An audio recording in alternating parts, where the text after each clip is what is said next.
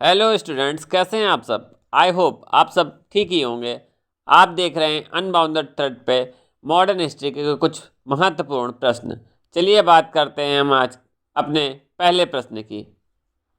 हमारा पहला प्रश्न है, भारतीय राष्ट्रीय कांग्रेस की स्थापना किसने की थी। Option number A Dadabhai Naoroji, option number B C Rajagopalachari, option number C Lord Macaulay, option number D A O Hume ने।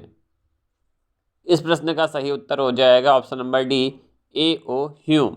इसका की पॉइंट है, इसके संस्थापकों में A O Hume theosophical society के प्रमुख सदस्य थे। दादा भाई नौरोजी और दिलसा वाचा भी शामिल थे। चलिए बात करते हैं अपने अगले प्रश्न की। भारतीय राष्ट्रीय कांग्रेस की स्थापना कब हुई थी। ऑप्शन नंबर ए 13 नवंबर 1919, ऑप्शन नंबर बी 28 दिसंबर 1885, ऑप्शन नंबर सी 26 नवंबर 1947, ऑप्शन नंबर डी 23 जनवरी 1887। इस प्रश्न का सही उत्तर हो जाएगा ऑप्शन नंबर बी 28 दिसंबर 1885। इस प्रश्न के अगर की पॉइंट की बात करें तो भारतीय राष्ट्रीय कांग्रेस की स्थापना 72 प्रतिनिधियों की उपस्थिति के साथ 28 दिसंबर 1885 को बम्बई यानी मुंबई के गोकुल दास तेजपाल संस्कृत महाविद्यालय में हुई थी, जिसके संस्थापक महासचिव general secretary A O Hume थे, जिन्होंने कलकत्ता के व्योमेश चंद्र बनर्जी को अध्यक्ष नियुक्त किया था। अगर आपको ये सेशन पसंद आ रहा हो तो चैनल को प्लीज़ सब्सक्राइब और ज़्यादा से ज़्यादा लोगों को शेयर ज़रूर करें। चलिए बात करते हैं अपने अगले प्रश्न की। हमारा अगला प्रश्न है, ऑल इंडिया मुस्लिम लीग की स्थापना कब और कहाँ हुई थी। Option number A Dhaka, option number B Paschim Bangal, option number C Bombay, option number D Kathmandu. इस प्रश्न का सही उत्तर हो जाएगा ऑप्शन नंबर ए ढाका।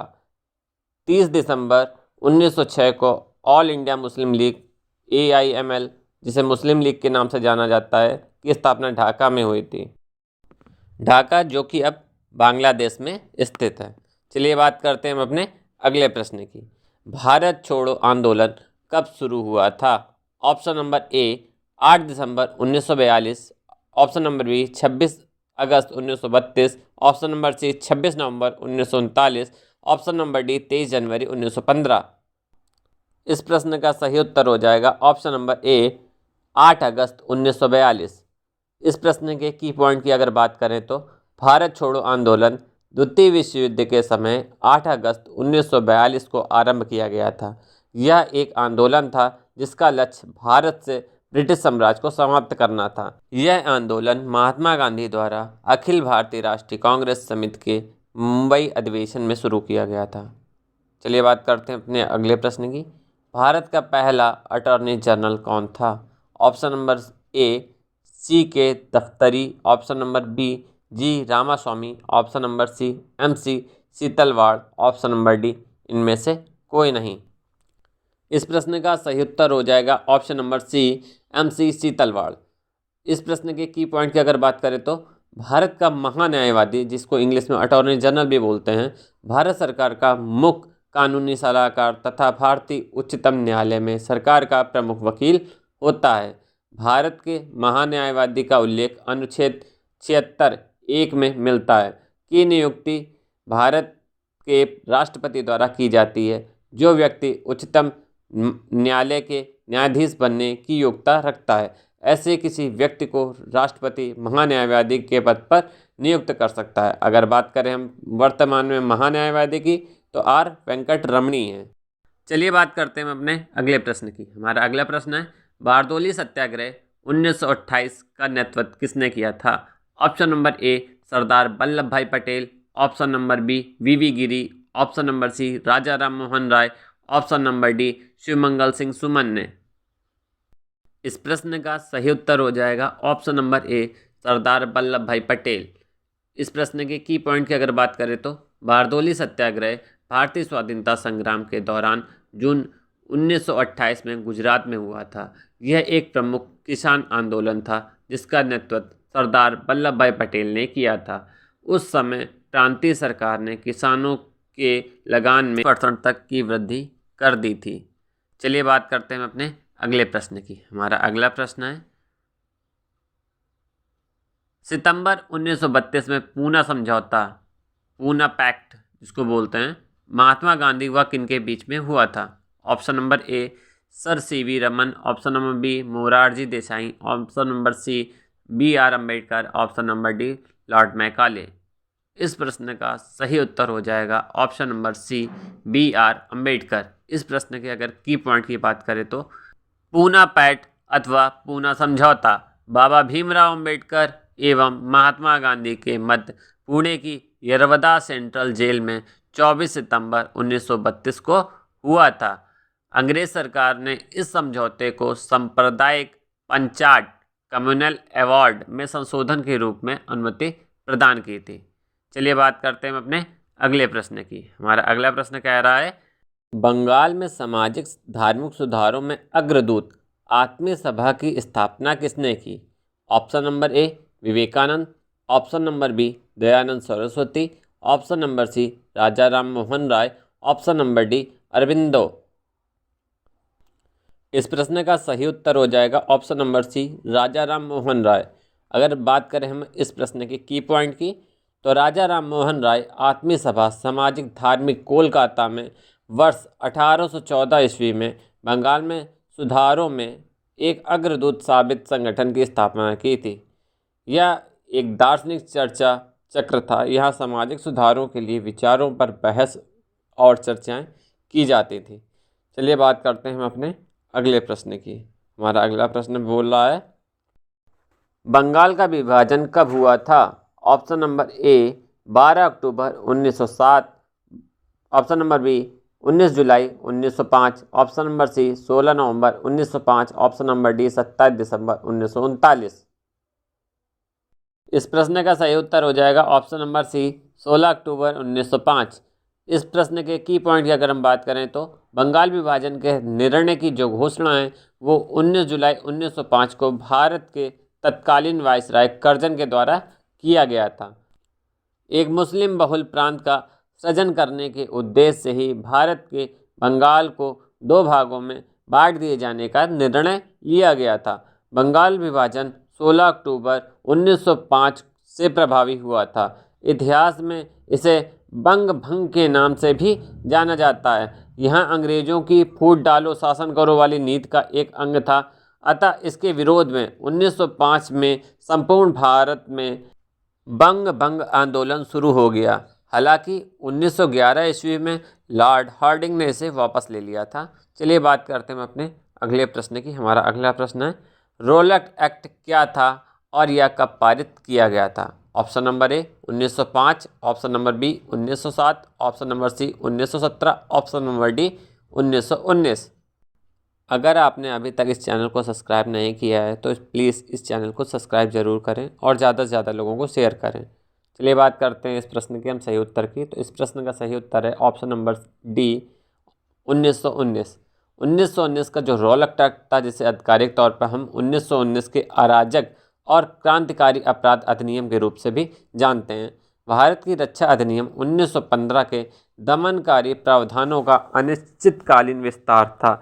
इसे भारत में अनौपचारिक शासन के खिलाफ बढ़ते राष्ट्रवादी विद्रोह को दबाने के लिए पारित किया गया था। इसे 1918 के रॉलेट कमेटी की सिफारिशों के आधार पर तैयार किया गया था। रॉलेट एक्ट में प्रावधानों से महात्मा गांधी बेहद असंतुष्ट थे। उन्होंने अधिनियम के विरोध में सत्याग्रह आंदोलन शुरू किया और फरवरी 1919 में सत्याग्रह सभा की स्थापना की। चलिए बढ़ते हैं अपने अगले प्रश्न की तरफ। हमारा अगला प्रश्न है, असहयोग आंदोलन कब शुरू हुआ था? ऑप्शन नंबर ए 1 अगस्त 1920, ऑप्शन नंबर बी 17 सितंबर 1924, ऑप्शन नंबर सी 30 जनवरी 1932, ऑप्शन नंबर डी 12 अक्टूबर 1920। इस प्रश्न का सही उत्तर हो जाएगा ऑप्शन नंबर ए 1 अगस्त 1920। चलिए बात करते हैं हम इस प्रश्न के की पॉइंट की। तो असहयोग आंदोलन 1 अगस्त 1920 को महात्मा गांधी द्वारा स्वशासन और पूर्ण स्वतंत्रता के सिद्धांत के साथ शुरू किया गया था। इस आंदोलन के पीछे मुख्य बल स्वदेशी सिद्धांतों को अपनाना, स्वदेशी आदतों को अपनाना, जैसे हाथ से कटाई, बुनाई और समाज से अस्पृश्यता के उन्मूलन के लिए आवाज़ उठाना था।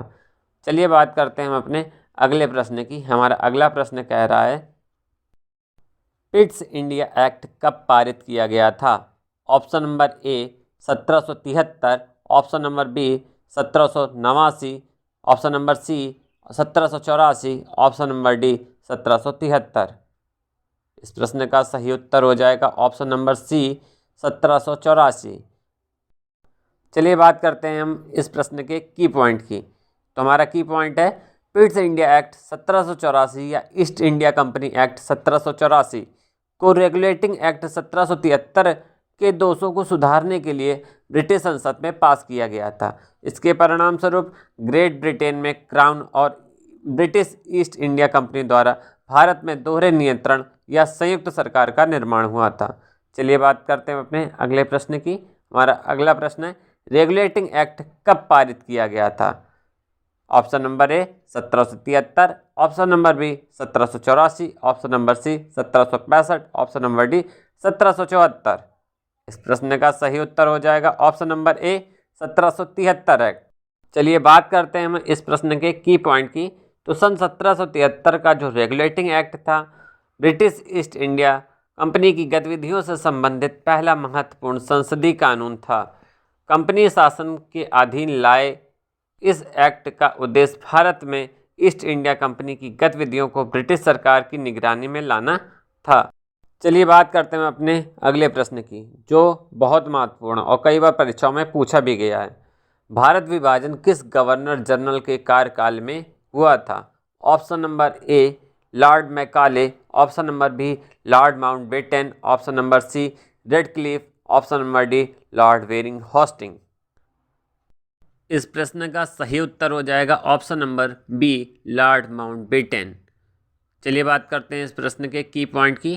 तो सन 1947 में भारत का विभाजन राजनीतिक सीमाओं में परिवर्तन और अन्य संपत्ति का विभाजन जो दक्षिण एशिया में ब्रिटिश राज के विघटन और दो स्वतंत्र प्रभुत्वों के निर्माण के साथ हुआ था, भारत और पाकिस्तान। डोमिनियन ऑफ इंडिया आज भारत गणराज्य है। यह विभाजन भारत के अंतिम ब्रिटिश गवर्नर लॉर्ड माउंटबेटन के कार्यकाल में हुआ था। चलिए बात करते हैं हम अपने अगले प्रश्न की। हमारा अगला प्रश्न है महात्मा गांधी ने नमक सत्याग्रह कहाँ से शुरू किया था? Option number A Dandi, option number B Sabarmati, option number C Sevagram, option number D Paunar. इस प्रश्न का सही उत्तर हो जाएगा ऑप्शन नंबर बी साबरमती। चलिए बात करते हैं इस प्रश्न के की पॉइंट की। तो की पॉइंट है हमारा डांडी मार्च, जिसको हम नमक सत्याग्रह के नाम से भी जानते हैं। यह 12 मार्च 1930 को साबरमती में महात्मा गांधी द्वारा शुरू किया गया था। यह डांडी नवसारी में 5 अप्रैल 1930 तक ही चला था। यह अहिंसक सविनय अवज्ञा का एक हिस्सा था। गांधी जी ने इसे गरीब आदमी का संघर्ष कहा था। आपको अगर ये सेशन पसंद आया हो तो प्लीज़ चैनल को लाइक और सब्सक्राइब जरूर करें। धन्यवाद।